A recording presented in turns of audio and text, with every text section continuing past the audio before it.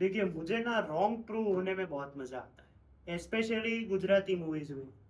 वर्ष के बाद हितेन कुमार की नेक्स्ट मूवी आ चुकी है चुप। और जब ट्रेलर आया था तो लगा था कि वापस टाइप कास्ट या फिर स्टीरियो टाइप हो जाएंगे। फिर अचानक से त्रिशा ऑन द रॉक्स आया तो उसमें थोड़ी देख के राहत हुई कि नहीं, इसमें हितेन कुमार कुछ अलग कर रहे हैं। लेकिन उसकी बात तो हम बाद में करेंगे, अभी से बात करके क्या फायदा है।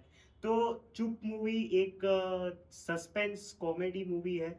ऐसा बोले तो कॉमेडी ज्यादा है, सस्पेंस कहीं कहीं पे है। निशित ब्रह्मभट्ट ने ये फिल्म डायरेक्ट डायरेक्ट की है।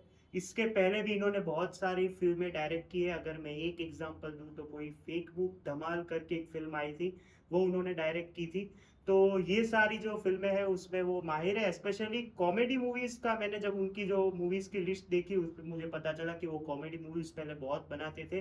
तो वो तो एक्सपीरियंस होगा ही। और ट्रेंडी कॉमेडी जब होती है तो सबको मजा आता ही है। और कल मैंने मुंजिया भी देखी थी और फिर ये भी देखी। तो एक जॉनर था हॉरर कॉमेडी जिसपे 50-50 परफेक्ट बैलेंस था पूरा। सेकंड जॉनर अभी हमने जो देखा कल वो था मिस्ट्री और कॉमेडी का, जो एक होता है कि एक मिक्सचर। वो दोनों में एक चीज कॉमन है कि दोनों में 50-50% दोनों को परफेक्टली बैलेंस किया है। और चुप कहीं पे भी आपको निराश नहीं करती है। ऊपर से इतने अच्छे डायलॉग्स हैं, इतने अच्छे एंट्री सीन्स हैं, सब कुछ बढ़िया है।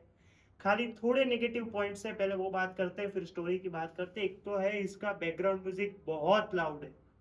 अगर आप किसी से अपने घर पे बात कर रहे हो कुछ चीज को लेकर और पीछे से अचानक से बारात की जोर जोर से आवाज आने लगे तो आपको कुछ सुनाई देगा। इसमें डायलॉग्स के बीच में ऐसा कुछ नहीं है, लेकिन मतलब जरूरत नहीं थी उतना जोर जोर से लाउड बीजीएम है जो कि कहीं कहीं पे आपको ऐसे लगता है कि नहीं। या फिर एक जगह पे तो मेरे को लगा कि मैं ऊपर साउंड सिस्टम के नीचे बैठा हूँ इसलिए शायद ऐसा हो सकता है, लेकिन ऐसा नहीं था।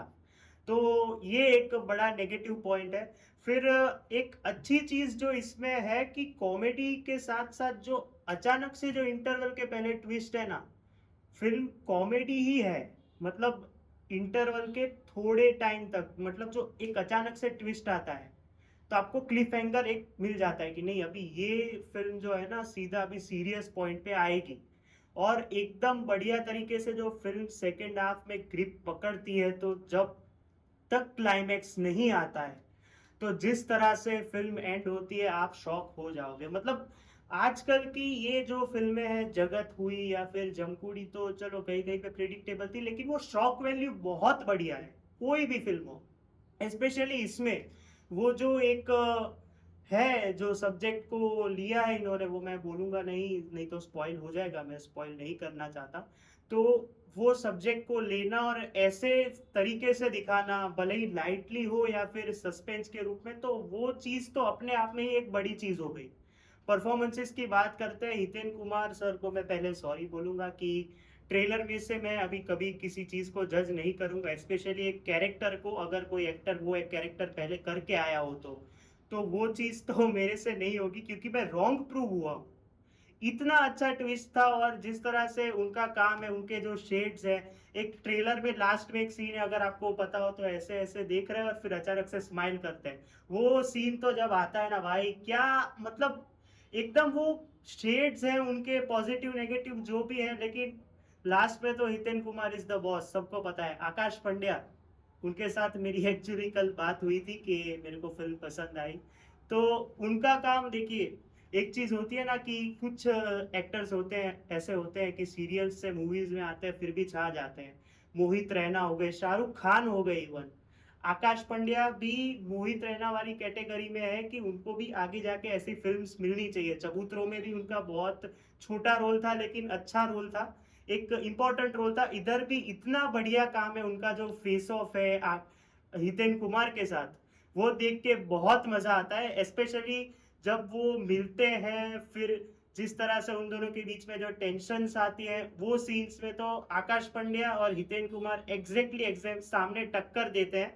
और आकाश पंड्या ने प्रूव कर दिया कि मैं कोई भी रोल में अच्छा ही करूंगा, भले ही वो उनसे बड़े एक्टर हो या फिर ना हो, लेकिन वो सूट होते हैं। वो पर्सनालिटी उनकी ऐसी है कि वो हर कोई रोल में सूट हो जाएंगे। अभी तो वो नेगेटिव रोल करेंगे तभी भी वो सूट होंगे, मेरे को ऐसा लगता है।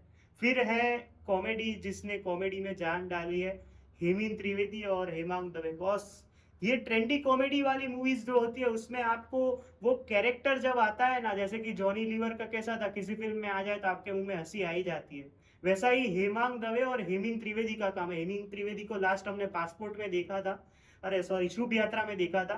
उसमें थोड़ा सीरियस रोल था, लेकिन अचानक से जो कॉमेडी में वो आए हैं पुलिस वाले बन के, वो देख के मज़ा आया और दोनों की कॉमेडी एकदम आपको पेट पकड़-पकड़ के हँसाएगी उसकी गारंटी है।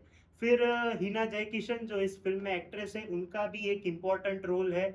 वो उनका काम और आकाश पांड्या का काम एक तरीके से आप देखें तो इम्पोर्टेंट है, क्योंकि सामने हितेन कुमार और मुरली पटेल, तो ये कपल फेस ऑफ आप कह सकते हैं। कैसे है, क्यों है, वो आप देखेंगे तब आपको पता चलेगा।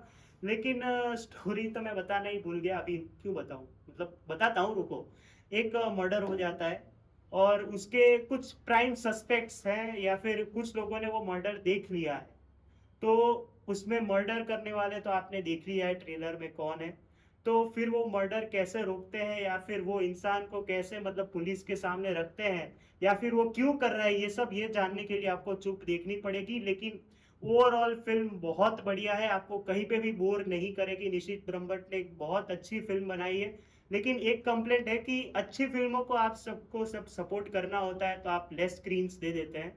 अहमदाबाद में बहुत लेस स्क्रीन्स है इस फ़िल्म के लिए, शायद जमपूड़ी के वजह से या फिर जो मुंजिया फ़िल्म आई उसकी वजह से। लेकिन ये फ़िल्म भी अच्छी खासी स्क्रीन्स डिज़र्व करती है, क्योंकि ऐसी फ़िल्में आएगी तो सबको मज़ा भी आएगा। तो आई होप कि आपको ये रिव्यू पसंद आया होगा। लाइक कर देना, शेयर कर देना, गुजराती मूवी लवर्स के साथ सब्सक्राइब कर देना। हम 10 सब्सक्राइबर ही दूर है 200 से, तो कर दो और मिलते हैं अगले वीडियो में। तब तक के लिए बाय।